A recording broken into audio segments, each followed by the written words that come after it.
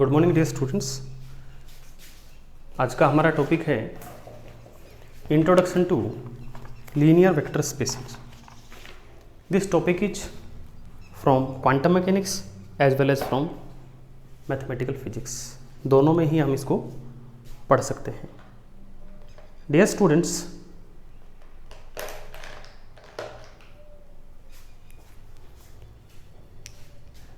Vector space और हम कहें लीनियर वेक्टर स्पेस मैथमेटिक्स का बहुत ही इंपॉर्टेंट टॉपिक है।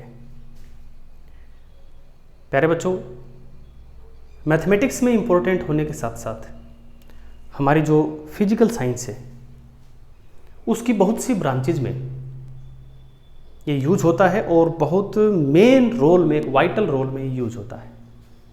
And it's very important tool in our physical sciences. और अगर हम ये कहें कि फिजिकल साइंसेज में सबसे इम्पोर्टेंट जो टूल है वो वेक्टर स्पेसेस हैं, तो उसमें कोई बड़ी बात नहीं होगी।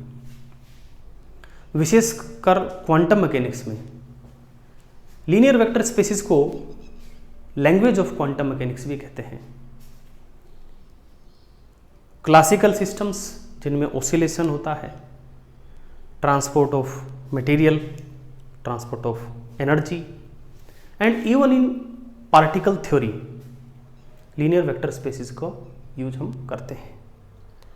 प्यारे बच्चों, जो ये शब्द है वेक्टर, ये आपने एलिमेंट्री फिजिक्स में सुना है और अभी जो हमारा एलिमेंट्री फिजिक्स का जो कोर्स है उसमें भी हम वेक्टर ही पढ़ा रहे हैं। तो आप ये मत समझिएगा कि ये वही वेक्टर्स हैं। आप इसको ऐसे समझो कि कोई भी कंट्री जो है वो कंट्री का एडमिनिस्ट्रेशन कैसे चलता है। आप उसको एक गांव के, एक जो गांव में रहने वाला एक आम आदमी है जो ज़्यादा पढ़ा लिखा भी नहीं है, उसको समझाना चाहते हैं कि how a country is govern, उसका प्रशासन कैसे काम करता है। अब वो आदमी गांव में रहता है तो आप उसको ऐसे समझाएंगे कि जैसे हमारे पूरे गांव में मोहल्ले हैं, हमने गांव को मोहल्ले में बांटा हुआ है, तो ऐसे ही देश को राज्यों में बांटा हुआ है। आप उसको समझाएंगे कि जैसे हर मोहल्ले का एक पंच होता है, ऐसे ही हर एक राज्य का एक मुख्यमंत्री, चीफ मिनिस्टर होता है। इन अ सेम वे, जैसे किसी कंट्री का प्राइम मिनिस्टर होता है, इन द सेम वे एक विलेज का एक सरपंच होता है, मुखिया होता है, प्रधान होता है। तो आप उसको ऐसे समझाएंगे तो वो जो आदमी है उसको समझ आ रहा है। आपने किसकी मदद ली? आपने गांव की मदद ली। गांव की मदद क्यों ली? क्योंकि वो व्यक्ति गांव की प्रशासन से अच्छे से परिचित है। लेकिन आपने समझाया क्या है? आपने समझाया है एक बहुत बड़ा सिस्टम। तो प्यारे बच्चों, आज वही काम मैं करने वाला हूं। लीनियर वेक्टर स्पेसेस एक बहुत बड़ा सिस्टम है। We will get the feel in this lecture, we will get the feel what do we mean by linear vector spaces.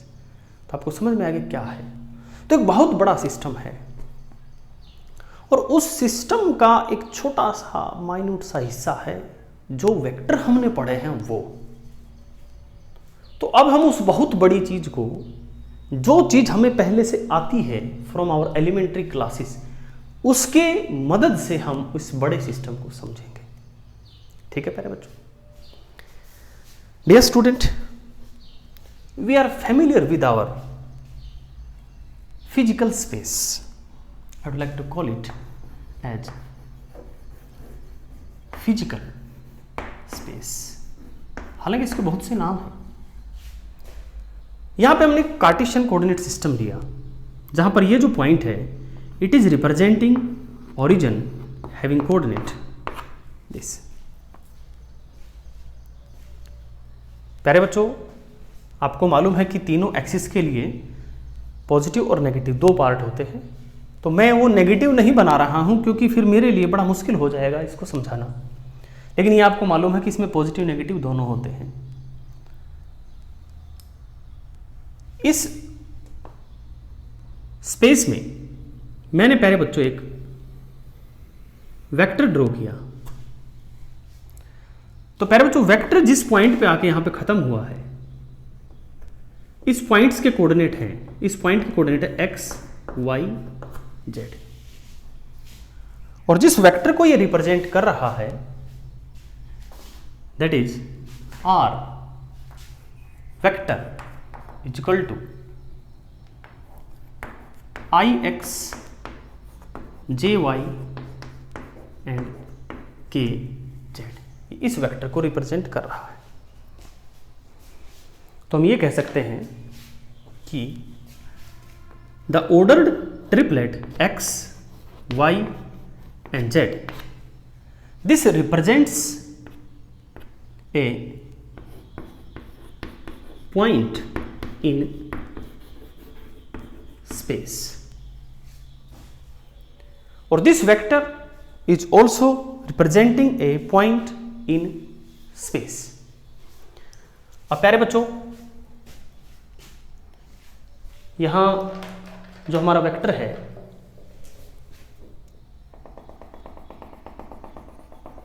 इसे मैंने हमारा जो एक्स जेड प्लेन है इसके ऊपर परपेंडिकुलर ड्रॉ किया, इस परपेंडिकुलर को यहां मिलाया, इसको यहां मिलाया।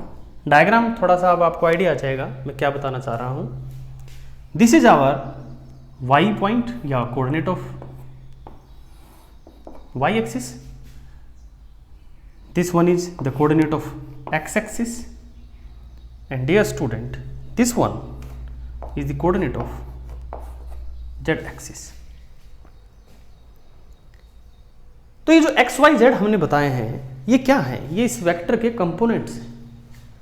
तो हम यहां कहेंगे कि this and this are the components of the vector.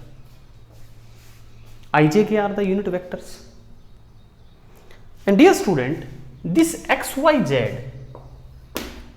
belongs to real numbers।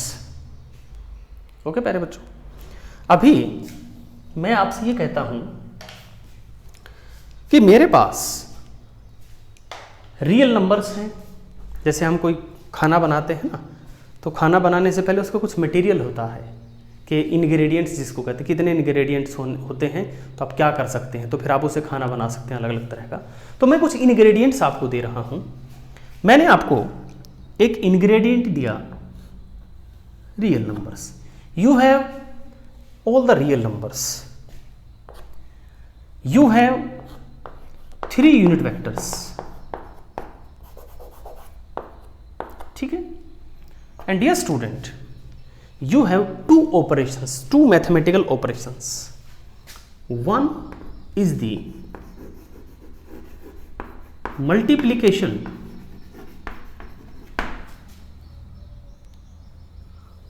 of I, J, K with real numbers। The second is addition after step 1। 2 mathematical operation मैंने आपको दिए कि आप इस आई जे के को किसी भी रियल नंबर से मल्टीप्लाई कर सकते हैं जैसा आपकी मर्जी है। एंड स्टेप 2 जो आपके पास आया उनको आप ऐड कर सकते हैं। एग्जाम्पल के लिए मैंने कहा 2i 5j 6k, मैंने i को मल्टीप्लाई किया है 2 से, j को मल्टीप्लाई किया 5 से, 6 k को मल्टीप्लाई किया 6 से, क्योंकि हमारे पास जो इंग्रेडिएंट है वो उसी के अंदर हमने काम किया। और फिर आपने इन तीनों को ऐड कर दिया तो मुझे क्या मिला, मुझे मिला एक वेक्टर, या मुझे वो वेक्टर मिला जो इस पॉइंट को रिप्रेजेंट कर रहा है। तो प्यारे बच्चों वेक्टर या हम कह सकते हैं point, vector are representing a point and point is representing a vector. Point in this form, order triplet form, is representing a vector. अब ऐसे प्यारे बच्चों कितने वेक्टर बन सकते हैं आप सोचिएगा, या ऐसे कितने पॉइंट्स बन सकते हैं। तरीका यही है, आपने इनको मल्टीप्लाई करना है अपनी मर्जी से, फिर उन सबको ऐड करना है। यहाँ ऐड का मतलब बच्चों सब्ट्रैक्ट भी है। सब्ट्रैक्ट कैसे? मैं इसको -5, इस j को -5 से मल्टीप्लाई करूंगा, देन ऐड करूंगा, तो देखो माइनस आ जाएगा ना। अब डियर स्टूडेंट, मैं अब आपसे ये पूछ रहा हूं कि आप ऐसे कितने वेक्टर बना सकते हैं, ऐसे कितने पॉइंट बना सकते हैं? तो प्यारे बच्चों, इनफाइनेटली मैनी या इनफाइनेट। क्या यहां पर कोई ऐसा पॉइंट है जिसको आप नहीं बना सकते? With the help of these ingredients आप बना सकते हैं। तो now dear student, the set of all these point, the set of all these points, all कह रहा हूं मैं, यानी जितने भी पॉइंट्स इससे बनेंगे, ठीक है, उन सारे पॉइंट्स का set represents our physical 3 dimensional space, जिसको हम, आपकी किताबें अलग अलग तरीके से रिप्रेजेंट करती है। कुछ बुक्स इसको R3 से रिप्रेजेंट करती है कि this is a real space, real 3 dimensional space. कुछ इसको V3 से रिप्रेजेंट करती है, 3 डायमेंशनल वेक्टर स्पेस। कुछ इसको E3 से रिप्रेजेंट करते हैं, 3 डायमेंशनल यूक्लिडियन स्पेस। ओके प्यारे बच्चों, यहां तक की बात हमें समझ में आ गई। अब हम, ये तो हमारा गांव हो गया, अब हम समझते हैं देश के बारे में। प्यारे बच्चों, आई हैव ए पोलिनोमियल, आपने पोलिनोमियल पढ़ा होगा। I have a polynomial ax² plus bx plus c। This is a polynomial of degree 2। Now dear student, a b c they belongs to real scalars. देखिए, मैं इसको real number नहीं कह रहा हूं प्यारे बच्चों, मैं इसको कह रहा हूं रियल स्केलर्स। मैं बताऊंगा क्यों। And dear student, x² x and 1, अभी मैं नहीं बताऊंगी क्या है, अभी नहीं बताऊंगी क्या है। आपको रियल स्केलर्स दिए गए। रियल नंबर में, रियल स्केलर में क्या फर्क है? रियल नंबर नंबर होता है, उसका कोई यूनिट नहीं होता, उसका कोई डायमेंशन फॉर्मूला नहीं होता। रियल स्केलर होते हैं रियल नंबर्स को अगर आपने कोई यूनिट दे दी, कोई डायमेंशनल फॉर्मूला दे दिया, then it becomes real scalars. मैंने आपको रियल स्केलर्स दे दिया, मैंने आपको 3 क्वांटिटीज और दे दी, x² एंड 1। और इनका बच्चों जो ऑर्डर्ड सेट है वो ध्यान से देखिएगा, x² x और 1 ऐसे है। एंड डियर स्टूडेंट, साथ में मैंने दे दिए 2 ऑपरेशन, वही दोनों क्या? Multiplication with the real scalars and their addition. ठीक है प्यारे बच्चों, ये आपको दे दिए। नाउ डियर स्टूडेंट, अब आप अपनी मर्जी से एक रियल स्केलर उठाते हैं, ए के लिए, एक बी के लिए, एक सी के लिए, और इससे मल्टीप्लाई करते हैं। मैं एक एग्जांपल ले लेता हूं, 4x² plus 2x plus 3 we got a polynomial in x। अब प्यारे बच्चों, ये सेट, ये और जो 2 ऑपरेशन मैंने बताए वो सारा मिलकर के आपको बना रहा है एक ऐसा space. Please keep in mind, this is not this space. एक ऐसा स्पेस बना रहा है जिसका हर पॉइंट एक पोलिनोमियल है। कैसे? देखो, इस तरफ लिया प्यारे बच्चों मैंने x², इस तरफ लिया मैंने x, इस तरफ लिया मैंने 1।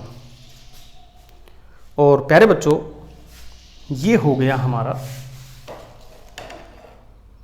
इसमें मुझे स्केल का यूज करना पड़ेगा।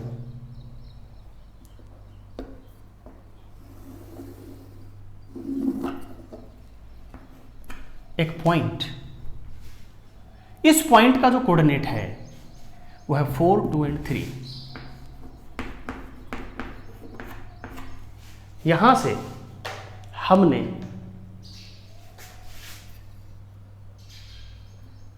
इस प्लेन पे परपेंडिकुलर ड्रॉप किया और इस परपेंडिकुलर से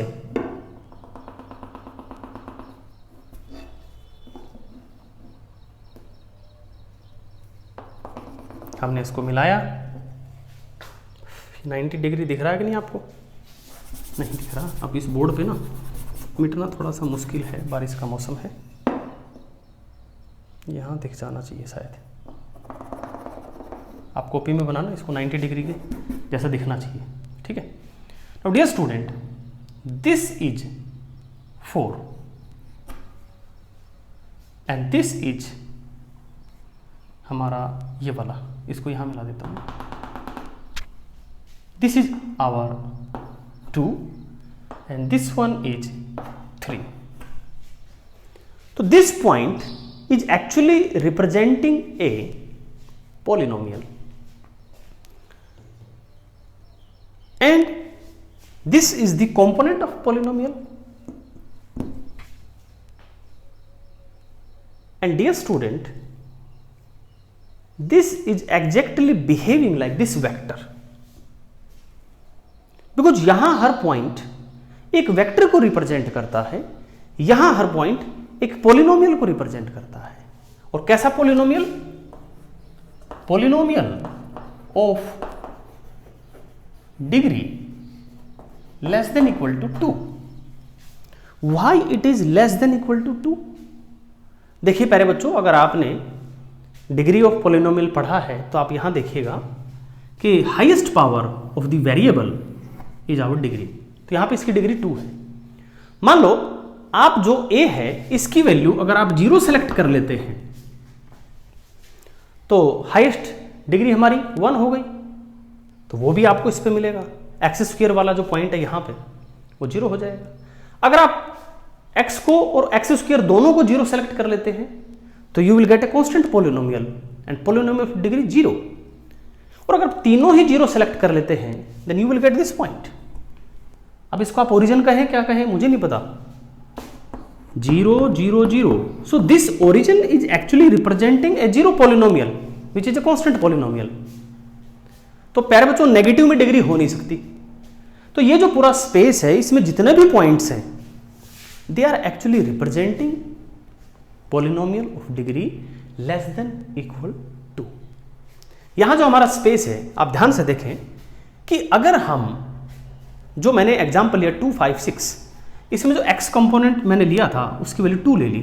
अगर मैं इसे 0 ले लेता हूं तो मेरे पास क्या आएगा? What will it represent? It represents yz plane. This is yz plane, ये इसको रिप्रेजेंट करेगा, ए 2 डायमेंशनल स्पेस। और अगर मैं इस j कंपोनेंट को भी 0 ले लेता हूं, y कंपोनेंट को भी 0 ले लेता हूं, I get a linear space, 1 dimensional space, यानी कि line. I get line. Suppose I have just this z is non zero, x and y 0, तो मुझे क्या मिलेगा? मुझे मिलेगा k। And with the help of my operations मैं z axis पे जो भी वेक्टर मुझे चाहिए वो मैं बना सकता हूं। तो z एक्सिस को रिप्रेजेंट करेगा, that is a 1 dimensional space. In a same way ये भी बच्चों polynomial of degree 2 and less than 2 को रिप्रेजेंट करेगा। Okay dear students, now dear student गौर से देखो तो बिल्कुल एग्जैक्ट रिजेंबलनेस है। But is this a physical space? No, this is not a physical space. तो इसको हम क्या कहें? थोड़ी देर के लिए हम इसको कहते हैं this is a polynomial space. Okay, we do agree. This is a polynomial space. But what is this? It's 1, and we are representing a axis by 1. हमें 1 के बारे में क्या आइडिया है? हमें 1 के बारे में आइडिया है कि 1 is a number and it's a constant. 1 को कभी एक्सिस देखा है? Here it's axis, and when it is multiplied by 3 we got this point. So this axis is given by 1, but this 1 is not a number. So what is this 1 is representing? Actually dear student, what is this x square is representing? Say x is a length. Suppose we have an insect and it is moving in a very crazy manner, and the path of that insect is given by this equation. Okay, कोई भी insect है उसके दिमाग में जो chemical का जो arrangement है, जो नेचर ने ऐसा बनाया है कि आप हमेशा एक ऐसा पाथ फॉलो करेंगे which will be either linear और क्वाड्रेटिक और you will be at rest और यू विल बी कॉन्स्टेंट, यानी या तो आपका पाथ पैराबोलिक होगा या स्ट्रेट लाइन होगा। ऐसा मान लो एक ऐसा कोई जानवर है, कोई मक्खी है ऐसी जो हमेशा इस इक्वेशन को फॉलो करेगा, तो उसके क्या क्या पॉसिबल पाथ हो सकते हैं, उस मक्खी के क्या क्या पॉसिबल पाथ हो सकते हैं, वो ये स्पेस है। ठीक है प्यारे बच्चों, तो उस पाथ का जो डिस्टेंस वेरिएबल है, ओके, वो है x। तो एक्स स्क्वायर क्या हुआ, एक्स स्क्वायर हुआ distance square. This axis is representing distance, this is dimensional constant, okay, dimensionless constant. Now dear student, why did I say these are real scalars? ये real scalar प्यारे बच्चों इसलिए कहा मैंने क्योंकि ध्यान से देखिएगा कि हमने डिस्टेंस के स्क्वायर में डिस्टेंस भी जोड़ा है और कांस्टेंट भी जोड़ा है जो कि डायमेंशनलेस है। So to make every terms dimensionless I do not need numbers, I need scalars. So if this is having a dimension of L square, then A must have the dimension of L raised to power minus 2. B must have the dimension of L inverse. C must be dimensionless. And the set of all this type of scalars is my real scalars. And dear student, it's very important. I have write 4 2 3. It doesn't mean 2 4 3. These are different because every location is specified. The first location is representing the quantity whose dimension is L raised to power minus 2. The second is representing the quantity whose dimension L minus 1. And third is dimensionless quantity. In the same way, यहाँ अगर आप 2 5 6 5 to 6 करेंगे, that will be totally different because first location is representing the x component, the second is y component, third is z component. So this ordered triplet has a proper sequence. We cannot interchange them. It is not just a bracket. Every location has certain nature. Now, what if I have this polynomial like this, kx cube plus ax square plus bx plus c. Now you know very well that every point in this space, in this means I am talking about this polynomial, every point in this space is representing a polynomial of degree 2 or less than 2. So as I have added some additional term kx cube, then you know, yes, we know now the space is going to represent a polynomial of degree 3 or less than 3. But dear student, can we draw that space on board? No. We cannot have 4-dimensional space. We cannot imagine 4-dimensional space. But we can imagine how it's going to work. We know that if there are kx is added into this polynomial, then we have a space. I don't know how this space is going to appear, but we know there must be 4 components. The first place is representing k, second is representing a, then b, then c. So that space is known as the 4-dimensional space, 4-dimensional vector space. Why it's a vector space? Because you can say they are behaving like vectors. Behaving like vector means they have certain quantities like this. जैसे इसमें 3 quantities है, ऐसी 3 quantities यहाँ भी थी और 3 से ज़्यादा भी हो सकती है। हमने 3 क्यों ली? क्योंकि अपना जो ये है, ये भगवान ने, इस प्रकृति ने ऐसा बनाया है कि we are living in this space. अगर मान लीजिए गॉड हमें ऐसा बना देता कि we can imagine four dimensional space, तो एक यूनिट वेक्टर और ले लेते। इट मे बी पॉसिबल, हमें 2-डायमेंशनल के जैसा बना देता, इट मे बी पॉसिबल। सो जैसे क्वांटिटी यहाँ है वैसे ही यहाँ है, जैसे यहाँ है रियल नंबर्स ऐसे यहाँ भी है, और जैसे 2 ऑपरेशन लग के ये सब कुछ आ जाता है। And with the help of these two operation and this quantity, I can represent the whole space. In the same way, with the help of this and the two operation, I can represent the whole space. But that is not our physical space. और प्यारे बच्चों, ये जैसे vector space है, ये ऐसा ही एक छोटा सा हमने एग्जाम्पल लिया है पॉलिनोमियल स्पेस का. एक्चुअल में this can be anything, not only polynomial, this can be anything. For example, आपने थ्योरी ऑफ रिलेटिविटी में एक्स वाई जेड टी पढ़ा होगा. In theory of relativity you have considered X Y Z T, it is a 4 dimensional space. पढ़ा है आपने, इसको हम space time बोलते हैं. आपने X Y Z P X P Y P Z आपने क्लासिकल मैकेनिक्स में, क्वांटम मैकेनिक्स में ये पढ़ा है. फेज स्पेस हम जिसको कहते हैं, 3 position coordinate for a particle and 3 momentum coordinate for a particle. And dear student, you know in classical mechanics we have told you, in classical mechanics this 6 dimensional space क्या represent करता है? Although we cannot imagine what is this 6 dimensional, but this 6 dimensional space gives the trajectory of any particle. Any dynamical particle cannot have trajectory out of this space. Okay बच्चों, और ये भी आपको ध्यान होगा, वो ट्रेजेक्ट्री का ही पूरा खेल होता है. उस ट्रेजेक्ट्री को ही बताता है कौन? उसको बताता है हमारा Lagrange equation, our Hamilton's equation. वो जो डी एलम्बर्ट्स प्रिंसिपल है ना हमारा, वो इसी के बारे में है. स्पेस में जो ट्रेजेक्टरी होती है उसी के बारे में. तो जैसे ये स्पेस बताता है, किसी भी इस दुनिया में कोई भी पॉइंट है, कोई भी पॉइंट है, उसका लोकेशन क्या होगा वो ये स्पेस बता देगा. तो इस दुनिया में कोई भी सेकंड डिग्री या उससे कम का पोलिनोमियल है वो इस स्पेस में होगा. 3, 4, 5, 6 या उससे कम डिग्री का पोलिनोमियल है तो वैसा भी एक स्पेस है. तो this linear vector space, again I am saying, is not constrained to our physical space. And please do not kept in mind this concept कि इस वेक्टर से इसका नाम ये वेक्टर आया है. नो, ये तो छोटा सा गांव है, हम बात कर रहे हैं देश की. तो देश से गांव आया है, बस हम गांव में रहते हैं, हमें गांव समझ में आता है. तो देश समझने के लिए गांव को समझना पड़ेगा, जो हम पहले से समझ चुके हैं. अब सिर्फ हमने आगे के टॉपिक्स में क्या करना है, रिलेट करना है, यहाँ से वहाँ, यहाँ से वहाँ.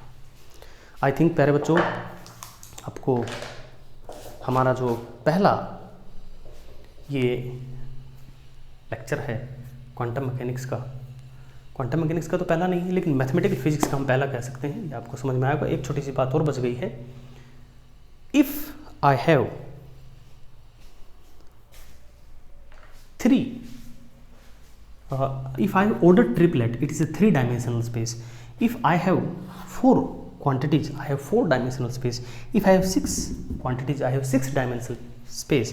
And if I have n quantities, n variables, then we have n-dimensional linear vector space.